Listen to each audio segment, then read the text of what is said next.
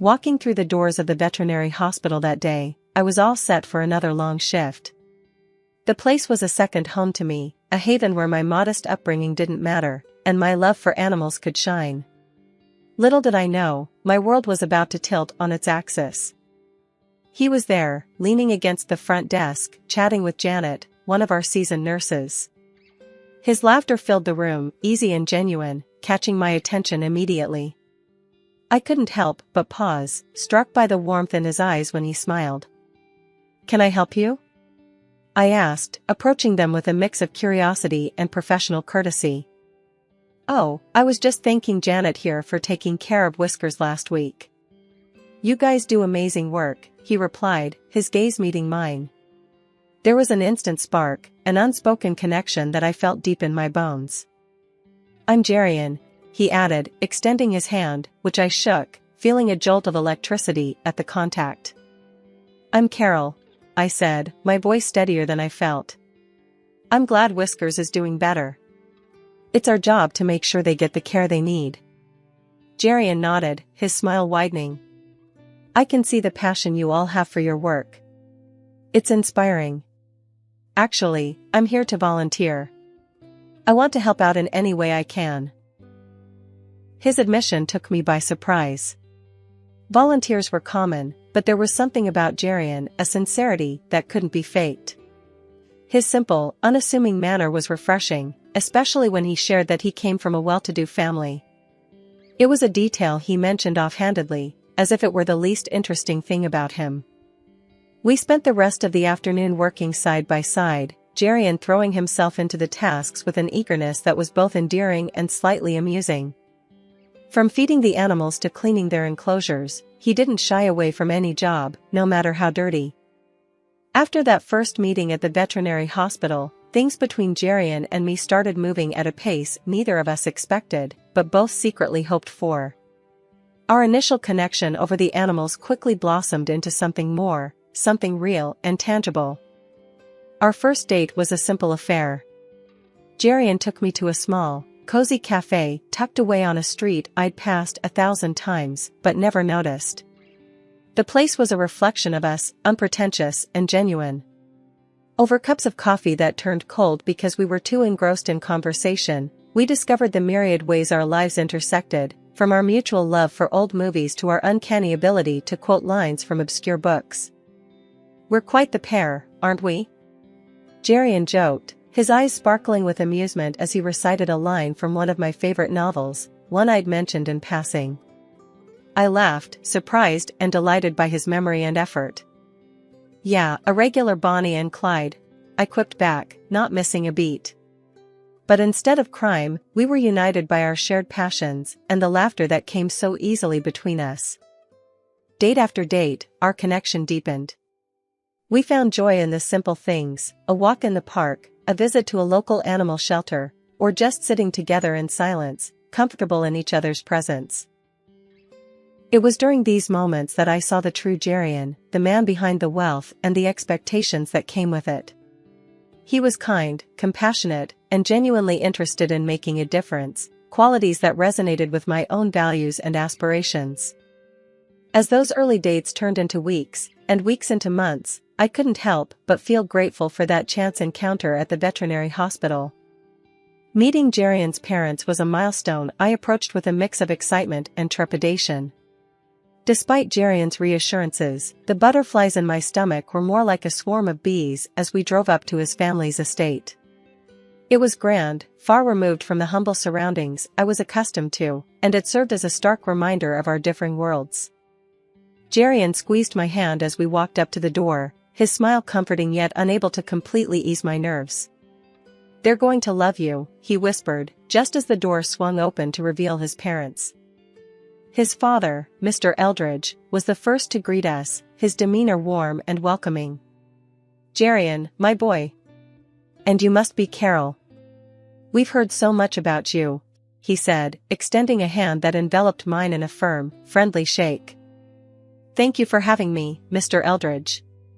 "It's a pleasure to meet you," I replied, my voice steadier than I felt. Then came Martha, Mrs. Eldridge, the woman who would soon become my infamous mother-in-law. Her appearance was impeccable, but her eyes scrutinized me in a way that made me feel like I was back in high school, desperately trying to fit in with the cool crowd. "So, Carol, Jerian tells us you work at a veterinary clinic. That must be interesting," she began, her tone implying that interesting was a euphemism for less than impressive. "Yes, Mrs. Eldridge. It's very fulfilling work. I've always loved animals," I answered, trying to keep my voice even despite the clear judgment in hers. "And your family?" Jerian mentioned they're from the countryside. "Do you visit often?" "I imagine it's quite different from the city life," she continued, each question laced with an underlying critique of my background. "My parents are wonderful people. We're very close, and yes, it's a different pace of life, but it's where I call home," I said, my pride in my roots firm, despite her not-so-subtle digs. Dinner was an exercise in maintaining composure. Mrs. Eldridge's comments ranged from backhanded compliments about my quaint upbringing to outright interrogations about whether I had ever traveled abroad or dined in fine restaurants. Each question felt like a test I hadn't studied for, her words designed to highlight our differences rather than find common ground. Jerian, bless him, tried to steer the conversation to safer waters, interjecting with stories of our time together that had everyone laughing, everyone except his mother, who seemed determined to find fault in anything related to me. It was when she asked, "Carol, dear, have you decided on a wedding dress yet? Or are you planning to make do with something homemade?" that I realized this wasn't just about getting to know me. It was about her asserting a perceived superiority, her way of reminding me that I didn't belong. I smiled, a genuine one born of the confidence Jerian's love gave me. "Mrs. Eldridge, I believe a wedding dress should reflect the love and commitment of the couple, not the price tag. Jerian and I are focused on what comes after the wedding, building a life together based on respect, love, and understanding." The silence that followed was palpable. Even Mrs. Eldridge seemed momentarily at a loss, her fork paused mid-air. Mr. Eldridge, however, nodded in approval, a twinkle in his eye as he looked at me. "Well said, Carol. Well said indeed." The ride home was quiet, but Jerian broke the silence with an apology that was heartfelt yet unnecessary. "I'm sorry about my mom. She can be difficult." I squeezed his hand, a silent acknowledgement of his support. "It's okay, Jerian. Your love is all the validation I need. Together, we'll get through anything." As the wedding preparations unfolded, Martha made it her mission to underline our differences at every turn. Her intrusion wasn't just unwelcome, it was downright aggressive. She had a comment for everything, from the color scheme of the hall to the floral arrangements and even the style of our invitation cards. One evening, as Jerian and I were finalizing the guest list, Mrs. Eldridge dropped by unannounced, her eyes scanning our choices with evident disapproval. "You're not seriously considering this shade of green for the decor, are you? It's so provincial," she remarked, her nose wrinkled as if she'd smelled something foul. I tried to keep my cool, but her next comment about our guest list set me off. "And these friends of yours, they're hardly the sort one expects at a wedding of our stature. It might be best to leave them off the list, don't you think?" I felt a flash of anger, but managed to keep my voice steady. "Mrs. Eldridge, Jerian and I have decided on the guest list together. Everyone we care about will be there, regardless of their status."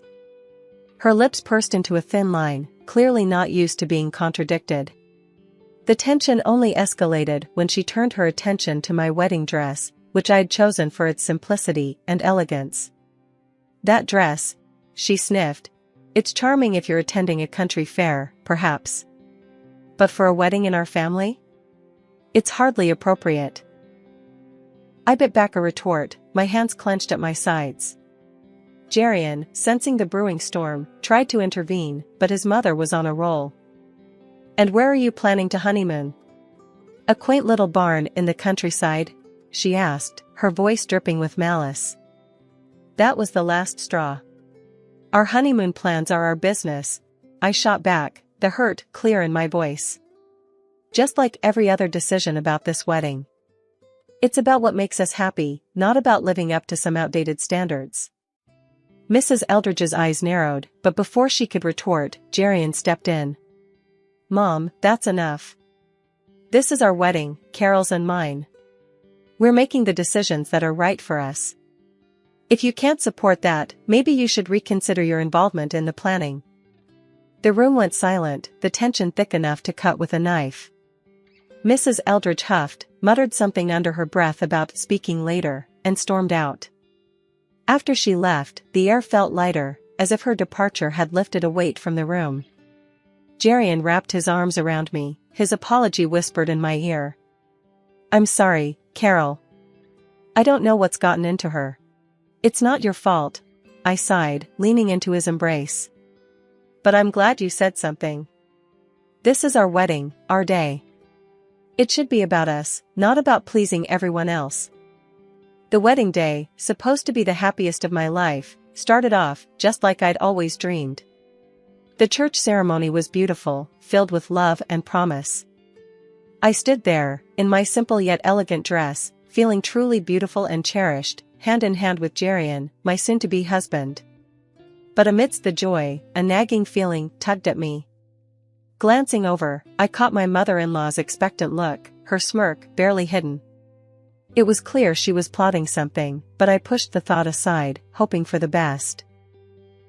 The ceremony concluded without a hitch, and as we headed to the reception, I tried to hold on to the happiness of the moment. However, as soon as we arrived, I saw her again, my mother-in-law, moving towards the microphone with a purpose. My heart sank. With all eyes on her, she began, her voice dripping with feigned sweetness. Ladies and gentlemen, I just wanted to take a moment to talk about our newest family member. Her gaze locked with mine, and I felt a chill. Coming from such humble beginnings, it's truly remarkable how resourceful Carol has been. From the village to here, embracing our family with open arms, like a true freeloader, and, dare I say, a beggar at our doorstep. The room fell silent, the guests exchanging uncomfortable glances. Even those from Jerian's side, the so-called high society, looked taken aback by her harsh words. I stood frozen, shock giving way to humiliation, tears blurring my vision as I heard a few gasps and murmurs ripple through the crowd. Beside me, I could see my parents, their faces flushed with shame, hurt by the cruel words aimed at their daughter. Before I could process everything, Jerian was by my side, his voice filled with anger and apology. I'm so sorry, Carol. I had no idea she'd stoop this low, he whispered, his arm wrapping around me in support. But before we could react further, an unexpected ally emerged. Jerian's grandmother, a respected matriarch of the family, stood up, her presence commanding attention. Enough, she boomed, her voice cutting through the tension. I cannot believe what I'm hearing. This woman, who speaks so ill of simplicity and humility, seems to forget her own roots. Did you all know? She herself was once nothing more than a servant in our household. And now, look how she turns her nose up at those very beginnings. The room erupted in whispers, the tables turned. My mother-in-law's face went from smug satisfaction to utter horror, her cheeks burning red as the grandmother continued to dismantle her facade of superiority. This girl, Carol, has shown more grace and dignity than you ever have, the grandmother said, her gaze softening as she looked at me. She is welcome in our family, not for her background, but for her heart. The reception that followed was a blur. My mother-in-law, now the subject of whispered conversations, left early, her exit barely noticed in the renewed celebration.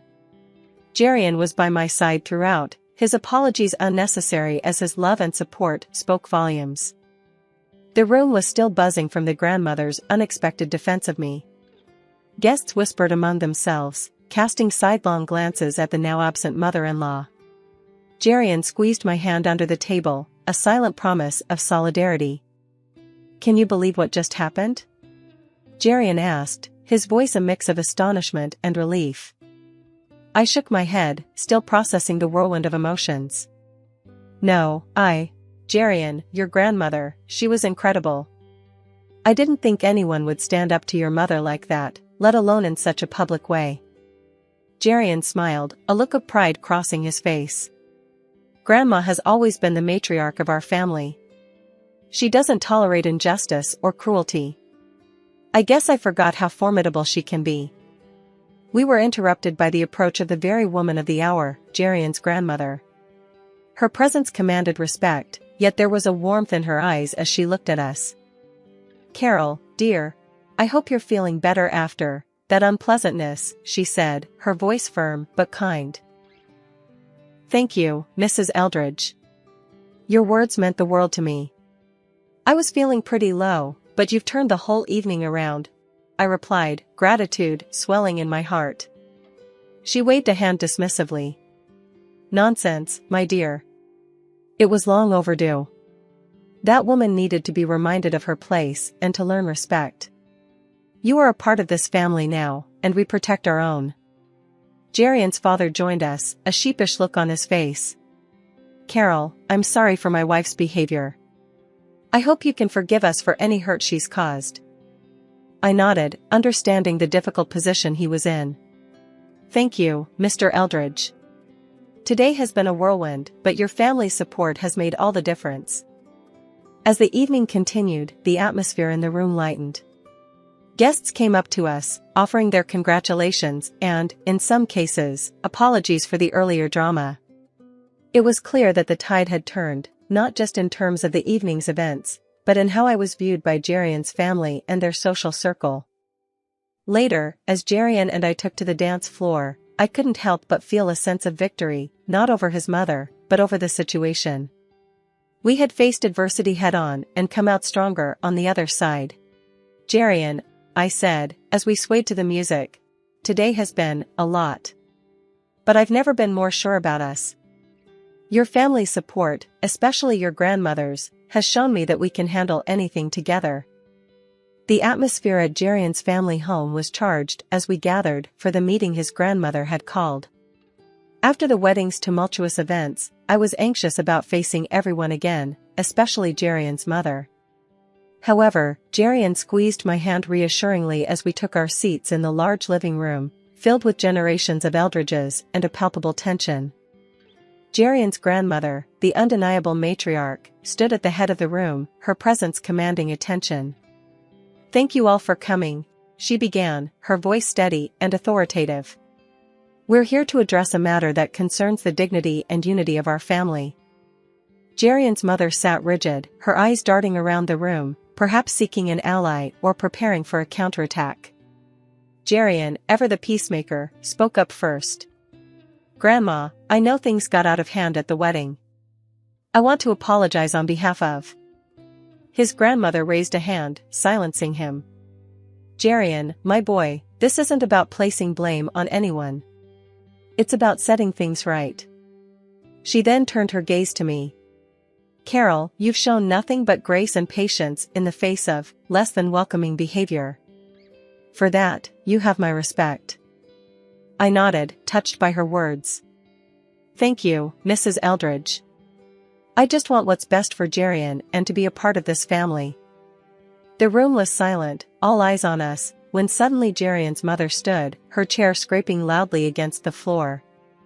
"I've listened enough. This girl," she gestured wildly towards me, "has turned everyone against me. And you," she pointed accusingly at her mother-in-law, "you humiliate me in front of the whole family." Jerian's grandmother remained unfazed.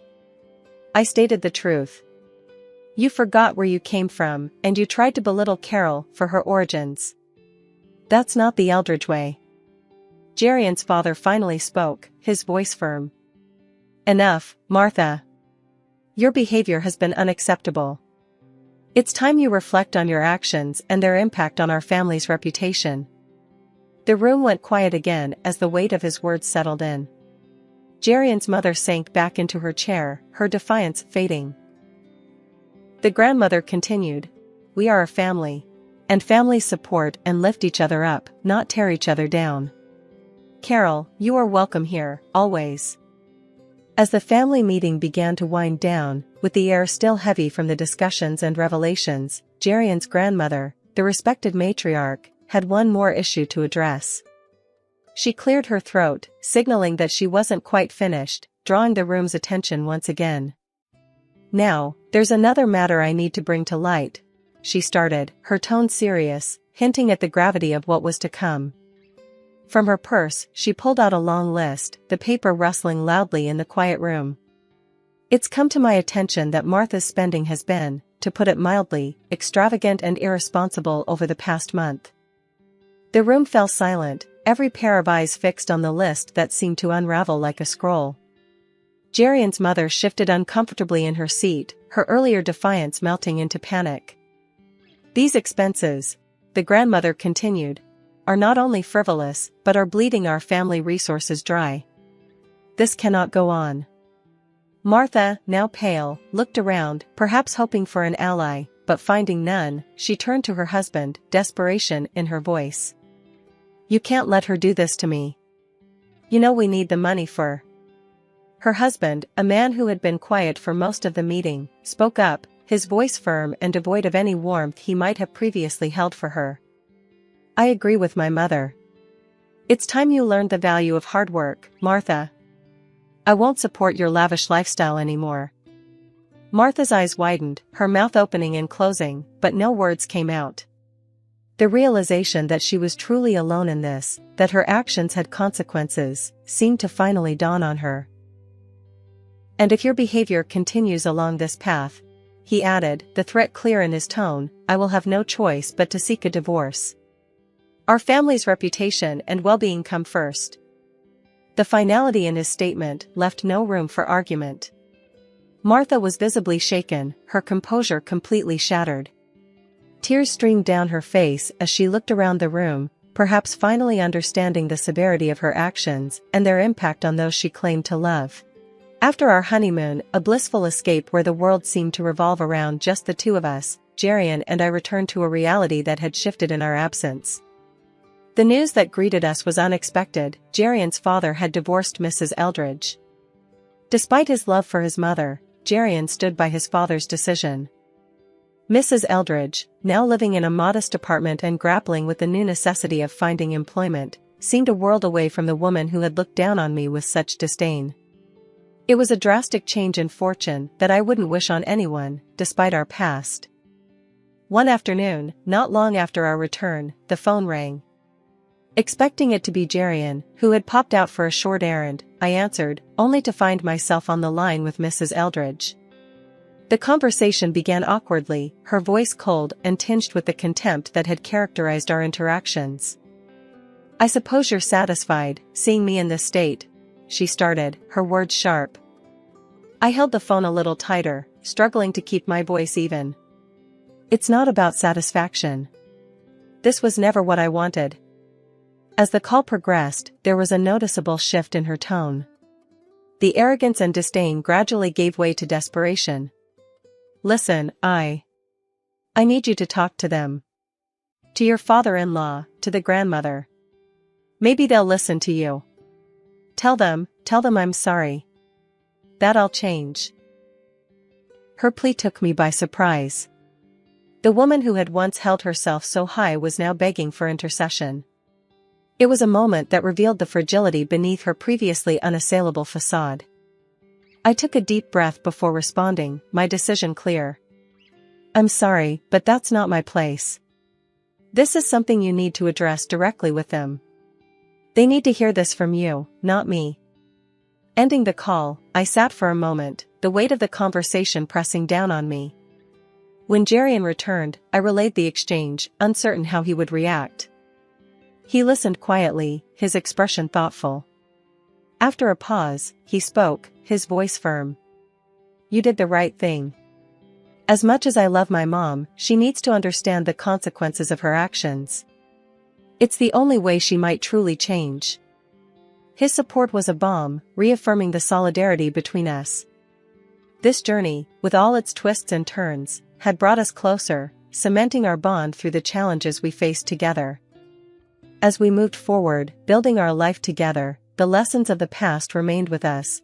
A reminder of the resilience of love, the importance of forgiveness, and the strength found in standing united, even in the face of difficult family dynamics.